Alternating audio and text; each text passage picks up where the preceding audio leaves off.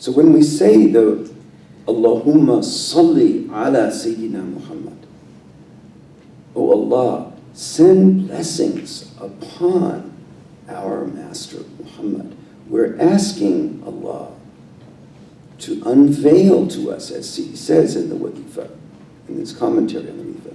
He's asking us to unveil, we're asking Allah to unveil to us and give us this felt connection with the historical person of the Prophet Muhammad, as well as with our pure nature, this fitra, in which we are the representative of all of the divine qualities.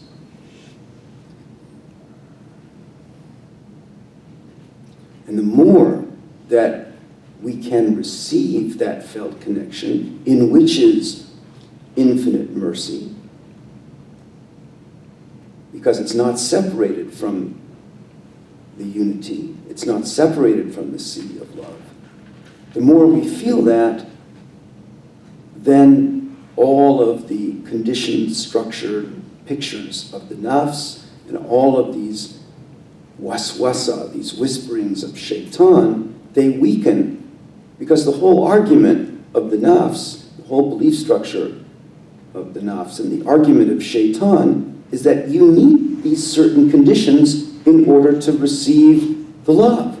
But if you're now being flooded by the love unconditionally, then the pictures of the nafs begin to decrease, and that's when you can see outside the box. It increases the likelihood that you'll be able to see possibilities outside the box of the nafs, outside of what the nafs conditioning would have prevented you from seeing.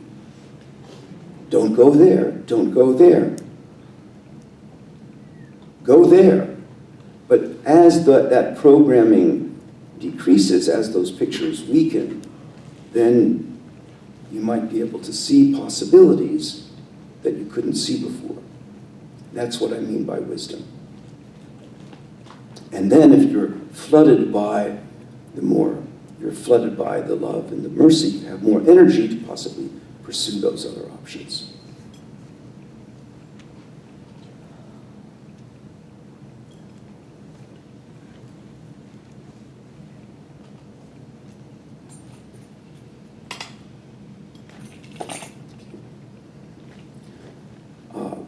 One more thing. Another way of talking about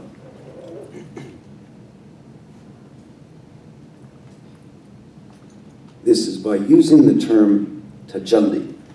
If you heard my talks at the land, I talked a lot about this. Tajalli, which we translate as a theophany, but actually is a divine self-manifestation, where God is manifesting God into the world. And that's what this is. All of this, all of who we are consists of one divine self-manifestation after another. Now, if God is self-manifesting, how can we talk about that? Because what does God consist of? Divine qualities. So this term, tajalli or theophany, allows us to connect the divine qualities with what we're experiencing right now. In the sense that at each moment, I mentioned earlier, this world comes into being. What we think, what we feel, what we perceive is coming into being. It's coming from the divine qualities. God, through these divine qualities, is coming into being.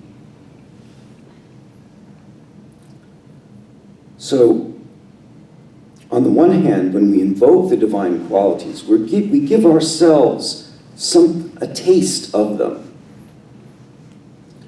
But we're not necessarily integrating them with what we're experiencing right now.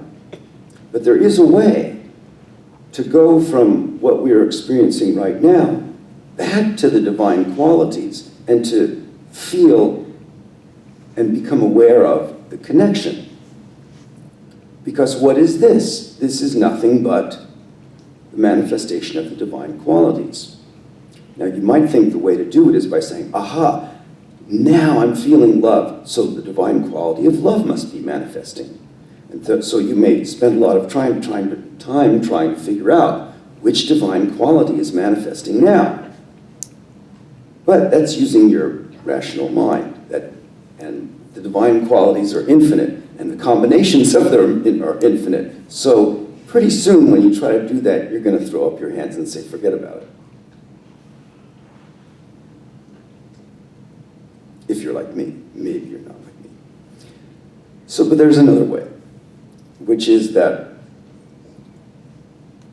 if you understand what the anatomy, so to speak, of a divine quality, you can kind of simplify it. The Quran speaks about it in two ways, or two aspects of each tajalli, each theophany. There's a malakuti dimension, a spiritual, unmanifest dimension, and there's a material dimension. It's pretty simple in the Quran. Sufis make it a little bit more complicated. And instead, they divide up the malakut into Hahud, Lahud, Jabarut, Malakut. But basically, it's all of the Sufi divisions of that. It's all malakut. In Sidi's commentary on the Wadifa, he uses Jabarut, Malakut, and Mulk. So basically, what we are experiencing here is the mulki, physical or material surface of a theophany of a divine quality or set of divine qualities. And you could use the metaphor of a wave. There's a kind of this, out of the ocean of unity, out of the ocean of love, at this moment, there's a wave that's coming into being and cresting here in the material world right now in what you see.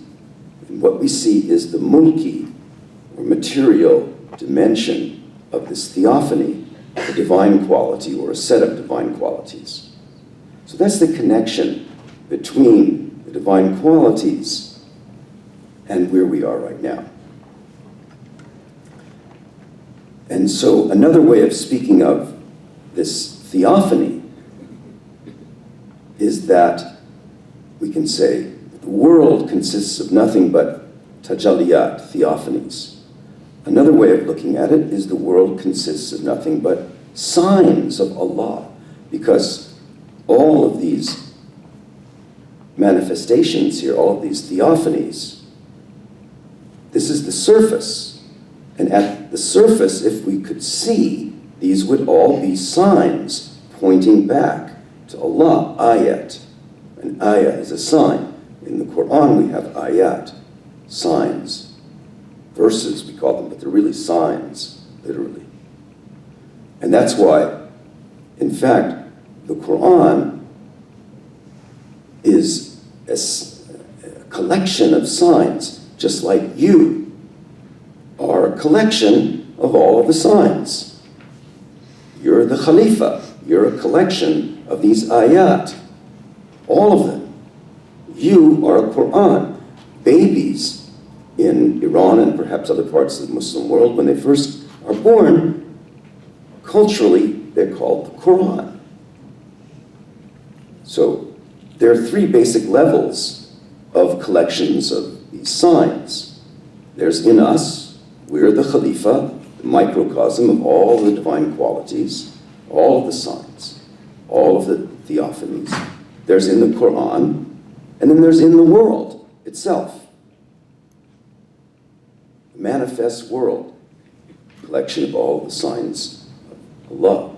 So we're attempting to read the signs, get the message of the signs, discover not just the surface, not just skim the surface, like most of the time we're living, we're skimming the surface of the divine signs.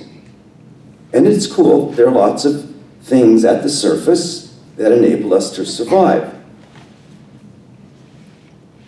But there's a lot of scum at the surface too. Anyway, so it's important not to throw away the surface.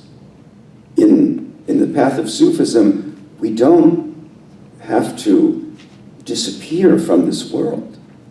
This world provides us with the doorways to discover the mercy and the windows into the mercy and the kind of waterfalls into flood of mercy into existence. So the world is okay because it's all signs of God. So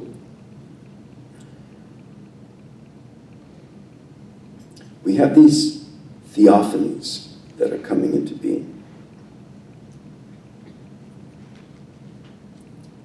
which are, as we experience them, they are the surface of the signs of God, but we're often ignorant of the signs. It might seem like you might have tried to read the signs, like, what is this a sign of?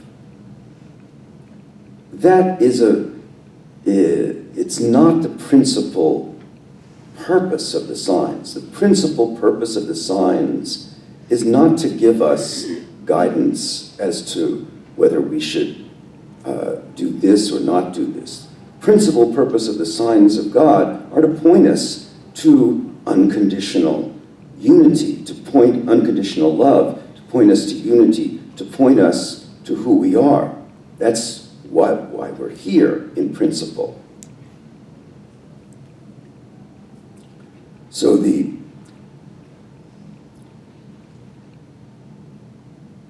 we have these signs, which are theophanies, but because of our training and because of the conditioning of shaitan, we see ourselves not as beings, wave-like beings, coming into existence from the ocean of unity. We don't see our perceptions as signs of Allah, theophanic signs of Allah, all pointing back to the unity. Instead, we see ourselves as independent entities, independent beings. And the term for this, anytime you believe in an independent being, this is, you're making a god. The Quranic term for this is making a god. Because really the only God from an Islamic perspective is the infinite, and everything else is dependent on it.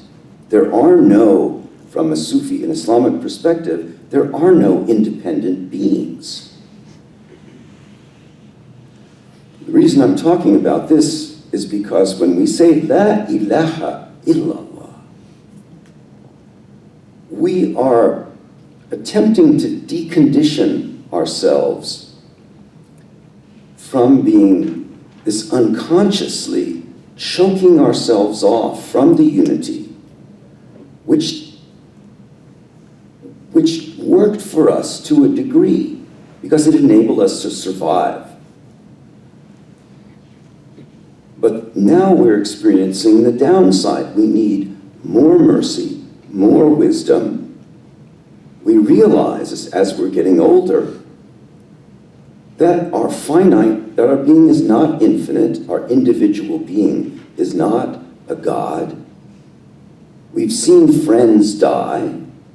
We read about other people dying. We realize we could die at any moment.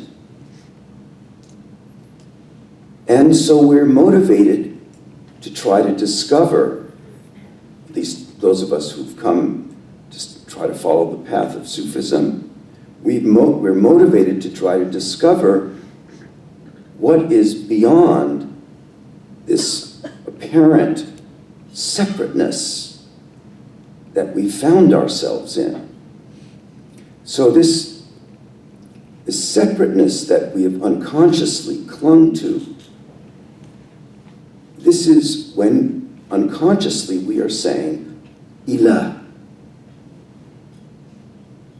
a God, an independent being. I am an independent being. So this is why we say the La ilaha illallah. There is no independent being. The only infinite being is Allah. So we say La ilaha. There is no independent entity, God-like entity, except for Allah. And Allah is the comprehensive reality, the all-inclusive reality.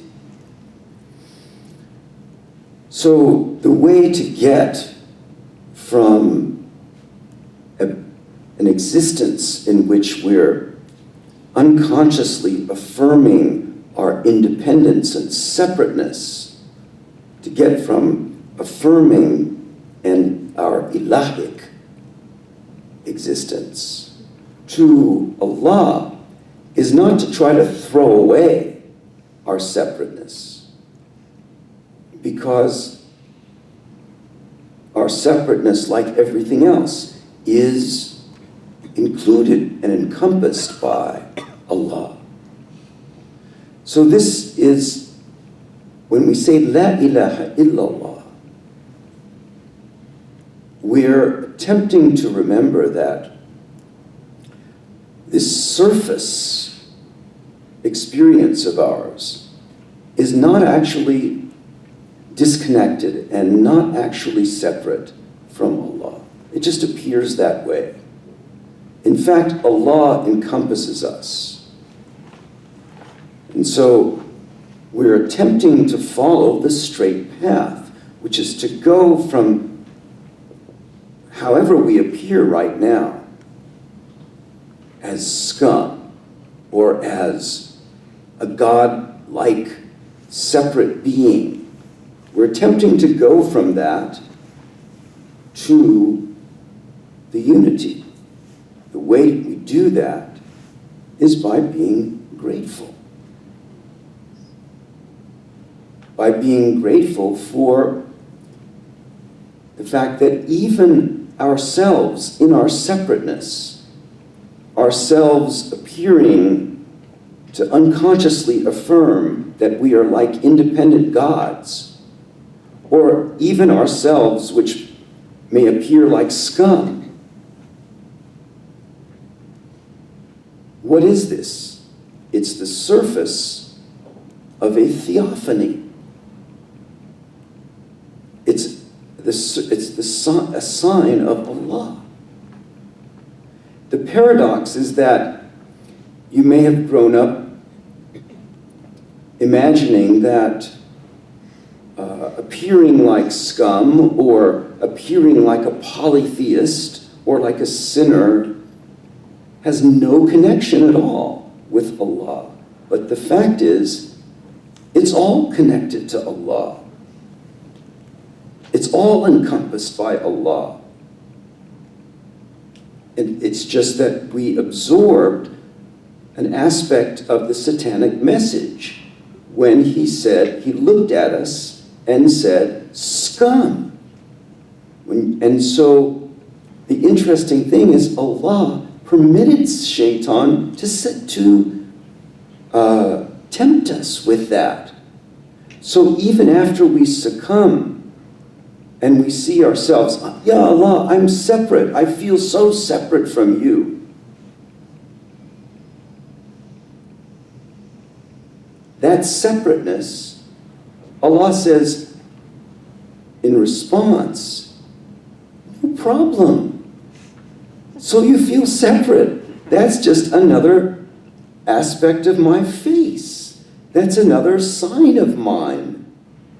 Your separateness, your sinfulness, your forgetfulness, your scumminess. It's all just another sign of my face.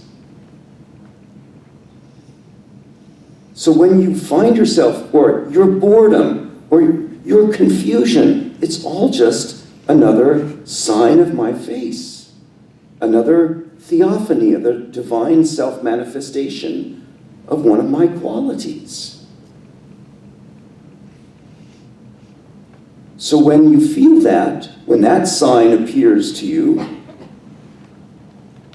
what does he say? Allah says, be grateful, and if you're grateful, I'll give you more. If you're grateful for this surface of this theophany, whatever it is, whether you're deep in the love or whether you're deep in separation, it doesn't matter. Because there's a new, in the past moment, maybe you were deep in love, but now is a new moment. Or in the past, maybe you were deep in separation, now is a new face. Each moment there is a new appearance, a new doorway is opening up. And Allah is saying, if you are grateful, I'll give you more. What is the more in the terms that we've been talking about? If you're grateful for the mulk, Allah will give you the malakut, the deeper dimension. If you're grateful for the surface of the sign, then Allah will give you the rahmah that underlies the surface. That's the straight path. It's very simple. It's too simple. Because then the nafs says, well, what about this?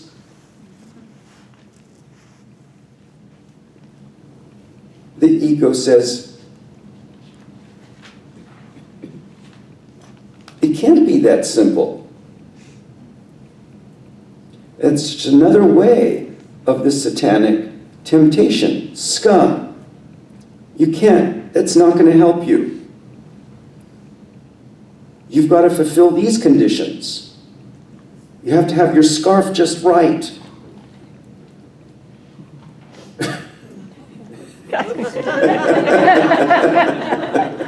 That's still not right.